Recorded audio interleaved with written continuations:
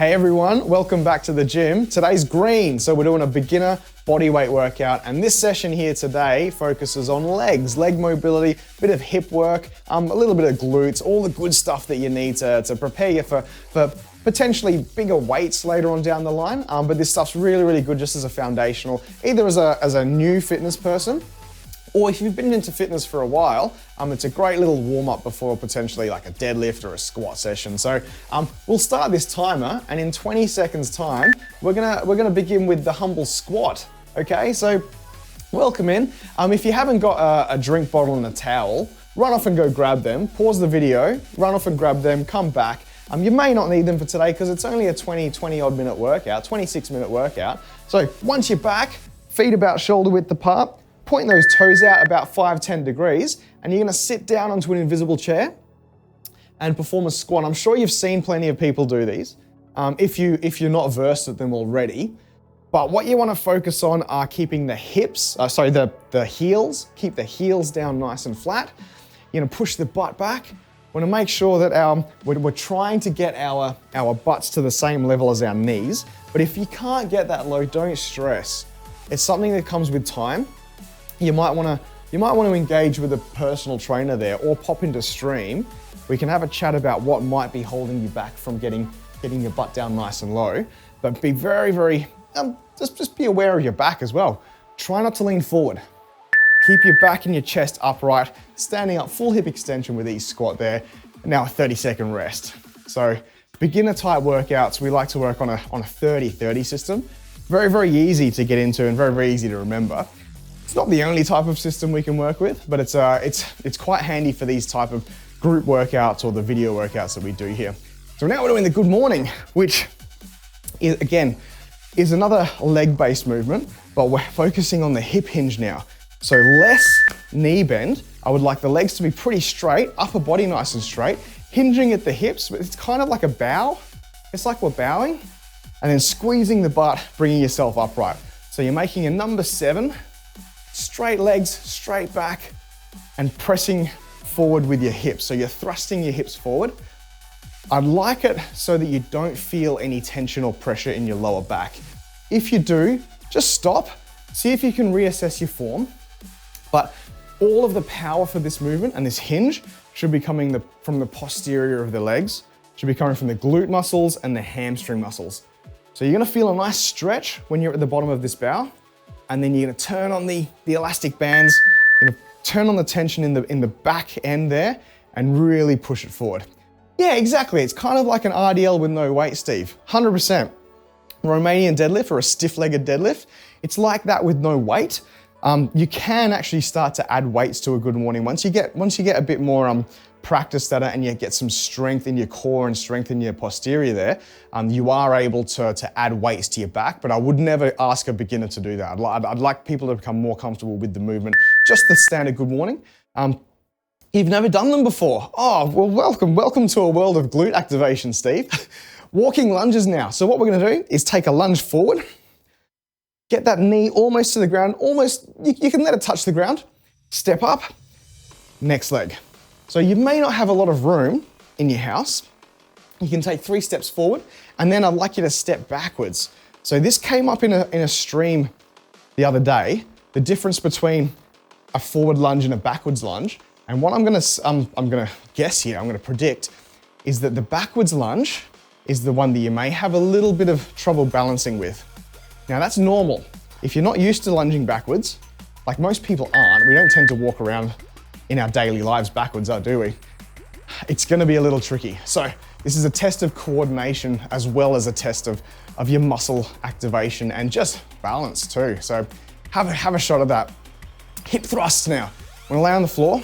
If you've got a mat, you can lay on a mat. If you've got a towel, but what we're gonna do now is laying down, bringing our shoulder blades flat on the floor. You can put your arms out at about 45 degrees. You see I'm bringing my heels towards my butt, and from here, I'm gonna thrust my hips up towards the ceiling, hold it for a second, and down. So squeeze the butt, squeeze the hamstrings, and then bring that down again. So up, down. Important that we have a pretty good hold, like a second or two at the top here, and then lower it down in a controlled fashion. Don't let your butt just fall to the floor. Don't let it just land on the floor. You know, control that descent. Keep your knees together as well. Don't let your knees flail too much. Don't let them spread eagle. Keep them together. You don't have to press them together, but we're keeping that activation in the posterior here. Having the legs spread a bit will activate some different muscles, but right now, I'd like to focus on the glutes and the hips there. Yeah. All right, hippy dippies. Hippy dippies. We're on the floor again for this one. And again, it's these glute meads side core. The side core stuff is one of my favorite things to add into a workout regime, just because it's not often added, and they're very, very good for supporting other types of movements later on. Just stuff like cardio work as well. The core is super important for that. So laying on the left-hand side, what you're gonna do, left forearm, you can see that my torso is up off the floor, hips start on the floor. I'm gonna squeeze the glute, squeeze the core, raise the hip, and then dip it down. Hip up, dip the hip. Up and hip. So you're gonna feel it in the lat, you're gonna feel it in the oblique abdominals. Hopefully you're also feeling it a little bit in the medial glutes, which is on the side of the butt there, in the hips. And hopefully you're pushing your hips forward, okay? When I say push the hips forward, we wanna be in a straight line. If your butt's poking backwards too much, you're gonna have a weird center of gravity and you might roll backwards. I'll go from the side this time with the right hand hippy dippies, okay? So I'll go perpendicular to the camera so you can hopefully see that I'm pushing my butt forward, I'm keeping my hips in line with my shoulder and my ankles. Pretty important for balance. You can sometimes muscle your way out of it with your shoulder, the way that you're holding, but it's preferable that you're putting the work into the actual hips and the core with this one. So forearm on the floor, leg out straight. Let's go. Hip up, and then dip it down. Hip up, dip down. Obviously, if you've got your hips on the floor, you need a bit of a rest. Take a second for your rest, and then squeeze, bring them up, down. I feel like my butt's poking back just a little tiny bit. If your butt is out like this, and you're gonna find yourself rotating the body as opposed to lifting the hip. So just focus on your form. Think about how you are. Look down for a second and then look forward again. Raise the hips, dip it down, down. So for a lot of people, these hippy dippies, they're pretty intense. If you're potentially, it's called side raises. The thing about the vernacular of that, you can also call these side raises, or you can call these ones side raises too. So if you lay on the floor and you raise your leg, sometimes they're called side raises. So I feel like if we just call them hippy dippies, a name's a name. So lateral duck walk, here we go. So what we're gonna do, popping down into that squat, we're then gonna go left and right. So now while we're in this bottom of a squat, we're gonna make the duck walk, left and right, left and right. Sometimes called crab walks again.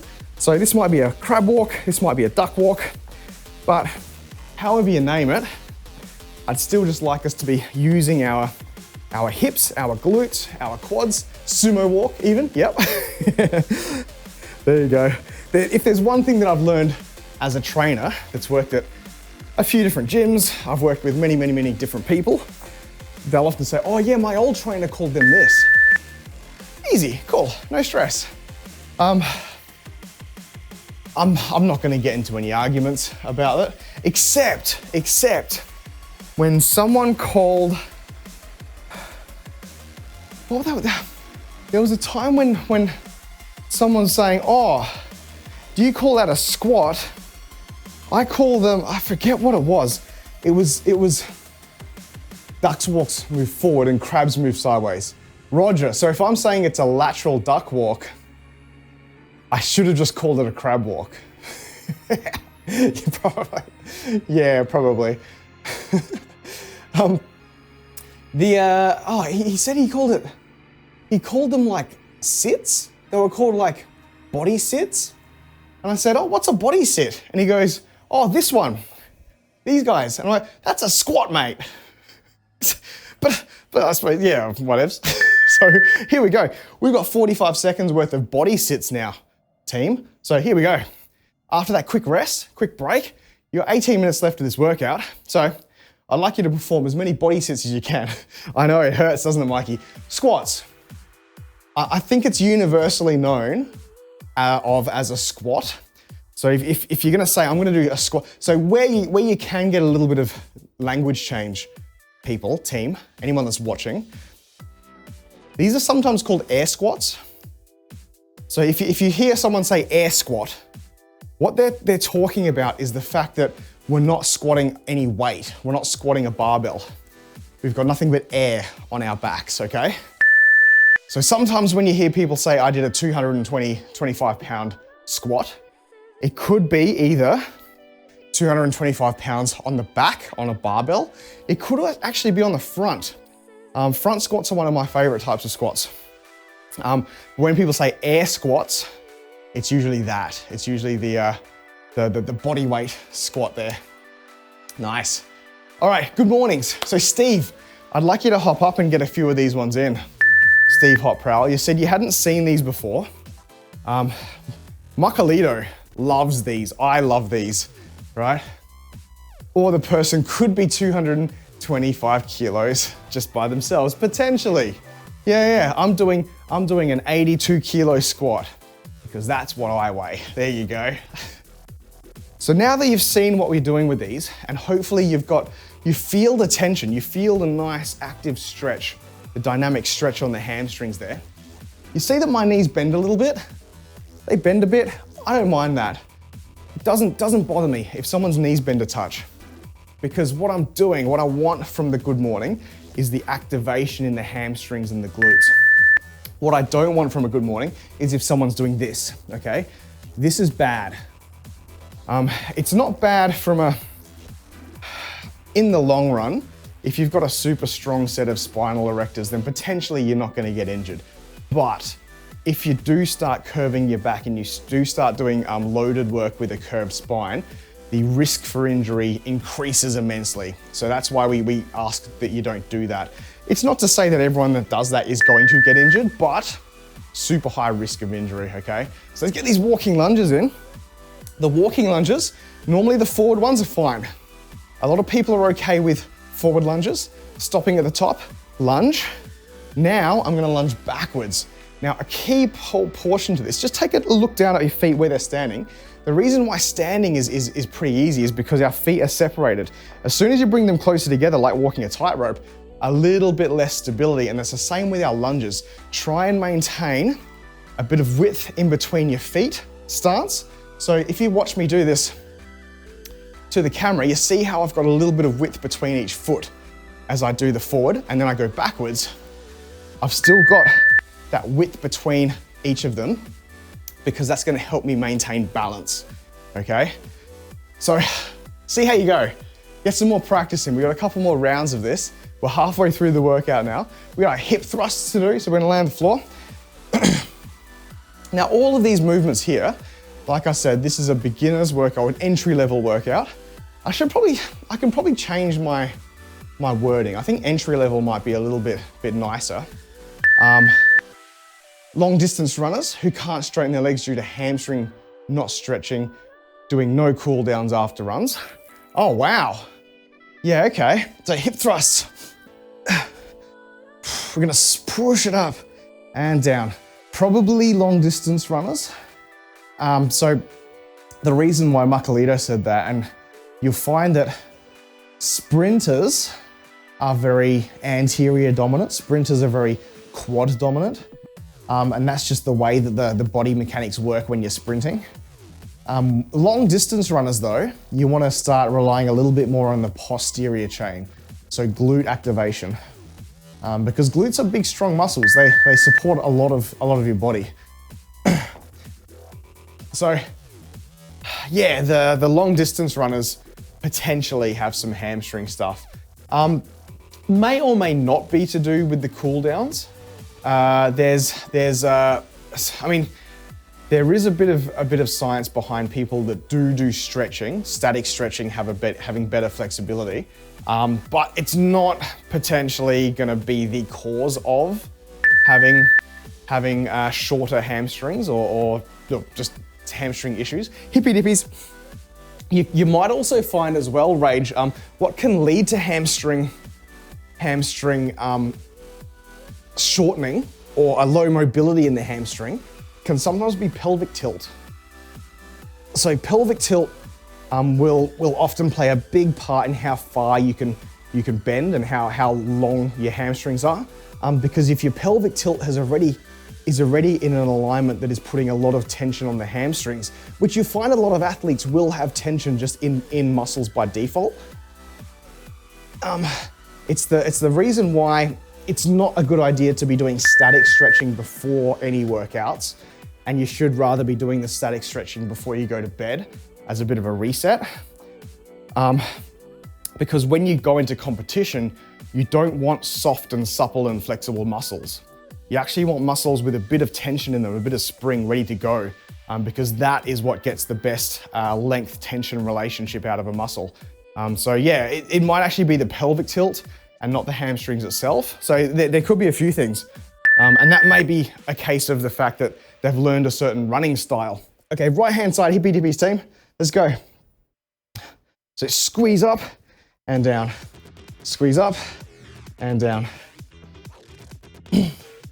Yeah, it's I think stretching is a really good idea anyway. But that's not to say, like, when you're at an older age, that's not to say that you can't actually correct things.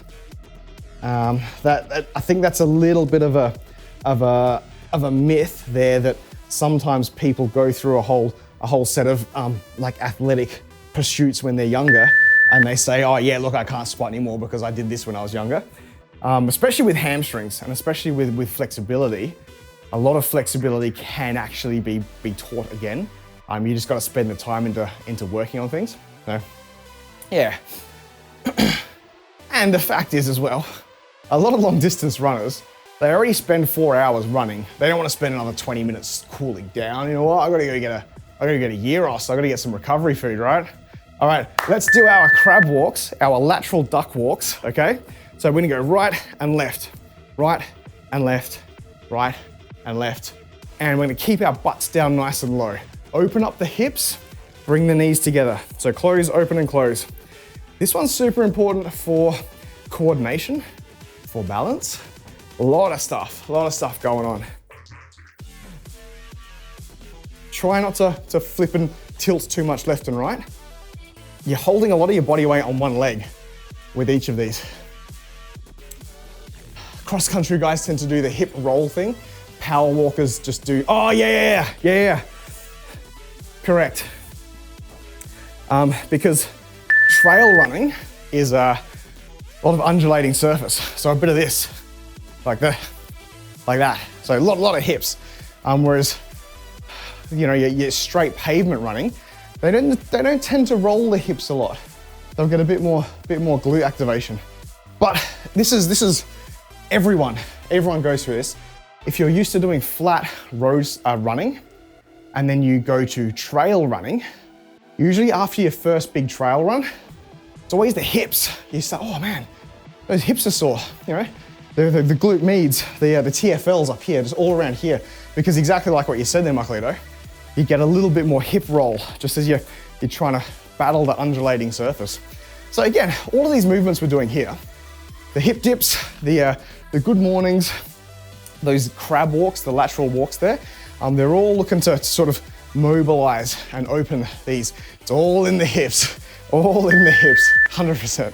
All right, squats. And you know what, there's probably a little bit of even like a social thing. And this is, we could get deep in this discussion here, chat, where we talk about, you know, maybe potentially some toxic masculinity, or it's not proper to be moving around like this, right? You don't see tough men moving their hips, but you know what? A lot of tough men have hamstring problems and just mobility issues, okay? So we want we want to remove a lot of that stigma around the things we do here. So hips are super important. So today's about hips, today's about legs, it's about the base, it's about core. And the legs and the hips and the core, they're kind of bases for everything else we do, aren't they? Like if you walk into the shops, you're holding yourself upright with your legs. So if you don't have a strong set of legs, a strong core, you gotta wonder about that. So you see them, don't you? You see the some of those fitness influencers that look like big upside down triangles. Massive biceps, massive shoulders, but then little stick legs, right? Good mornings, let's go. They look really impressive on the start line for an obstacle course race. But usually about 10K in, somewhere between 5 and 10 kilometers in, they're kind of walking along the side of the road like this. That's when you burst past them, because you've got the core strength, you've got the hip strength, you've got the glute strength. Your quads can power you up that hill. So yeah, it all balances out in the end.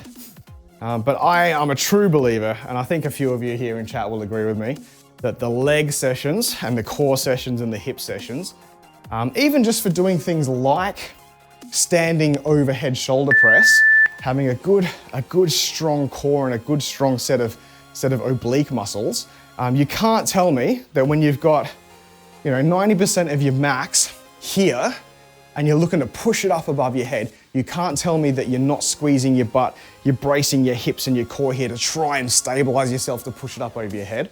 All of this stuff that we're doing today, it all ties together in a lot of the other things that you do in the gym there. So it's super important. Walking lunges, let's go. So I was gonna mention this before, I got sidetracked, and I tend to get sidetracked, is that these movements here that I'm doing right now, perfect for if you are a lifter currently and you'd like to warm up for a squat day or a deadlift day.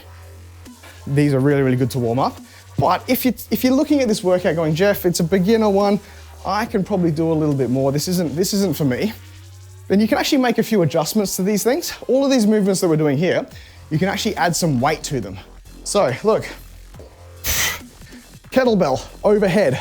Now we're taking these lunges and we're making them a little bit more difficult, aren't we? So reverse walking lunges with a single kettlebell up overhead asymmetrically. All of these things we can start to add stuff onto. You don't like lunges, Donnie? I love them. I love them. I love the challenge that they provide. What don't you like about them, Donnie? Because maybe we can make them a little bit easier for you. All right, hip thrust. If you want to make this one tougher, you can actually grab, say, a sandbag, or you could grab a water jug or some other kind of weight. You could use a dumbbell. You could also use a kettlebell, just as long as you're careful about how you're resting it on your pelvis. But just resting the sandbag here, pressing up and down. So hip thrust, thrust it up to the air and down. And hopefully just adding a little bit of weight to this, you're gonna feel a bit more burn in the glutes and in the hamstrings. Try and keep those knees not pressed together, but don't let them spread. Push up, down.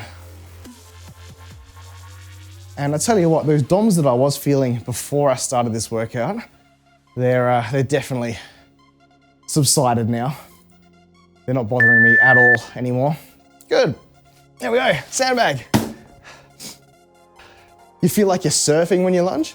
If it's 3x8 and the regime is for each leg, you feel like you're there all day.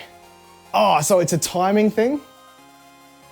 Yeah, rage. I'll often work through lunges as a potential fix for imbalances, or to identify when someone has imbalances in each leg. And I'd say 50% of my clients started off with some kind of imbalance which we identified in lunging, right? One of them, the story, he works in retail, and one of his tasks was restocking shelves. And basically to restock the lower shelves, he'd kneel down and stock the shelves and then stand back up. And without even realizing, I asked him, okay, how would you restock the shelf? Do it again, do it again, do it. And he would actually be lunging with one leg and one leg only. And he'd been doing this for years in order to restock shelves. And what's happened is that he's built up enough stability in just that one side in order to do a lunge and to restock the shelves. So it was like this. So he'd be kneeling down like this, restocking, then getting up. So it was always the left leg forward. Then when I asked him now, okay, can you do a right lunge like this? It was like, whoa, no good. So we had to quickly change a bit of the workout regime to help balance up, to rebalance up that imbalance. Yeah. Okay, hippy dippy's right hand side. You never know if you're putting your rear leg back far enough for lunges. That takes practice, Donnie. Yeah, and it's very common as well. Very common to have that feeling. I don't know if I'm going far enough back. That's why it kind of helps sometimes if you've got a mirror around, or if you just set up your phone or an iPad or a laptop, something with a camera, just set up for some recording. Record a few rear lunges, remember how it feels, and then maybe if you can get a mirror, get yourself into the position where it's actually the right amount of length, the right distance, and just remember how that feels. Because that's what it's gonna take. It's just practice. The more reps you do, the more you join that mind-muscle connection and you start to realize, okay, I'm doing the right thing. It's pretty important to do that pretty early on too. You wanna make sure that you're checking in with your form early on in your journey, because if you don't pick up on it early, you're gonna potentially build up some poor habits because you think you're doing the right thing and that's how it feels good. So a good way to practice that as well, Donnie, is actually to be doing split squats. So you see how I stepped forward and it just kind of happened for me because I've done thousands of these, but you can do split squats and you'll start to teach your hips and your legs the right distance because you're staying in that right distance. All right, last movement, chat. Lateral duck walks or crab walk, depending on what animal is your favorite. Quick poll in chat. Who prefers crab, who prefers duck? I don't think there's a horoscope symbol for a duck, is there? There's a crab, I think.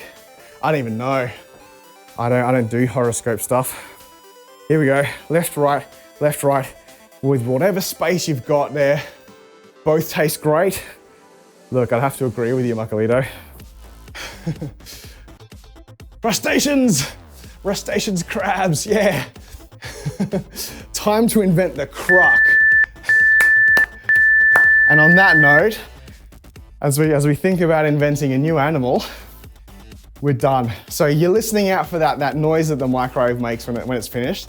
Beep, beep, beep. Well done, everyone. So beginner's body weight leg workout. Leg / core / hips. You can see there, look at it, I'm sort of bouncing into the green.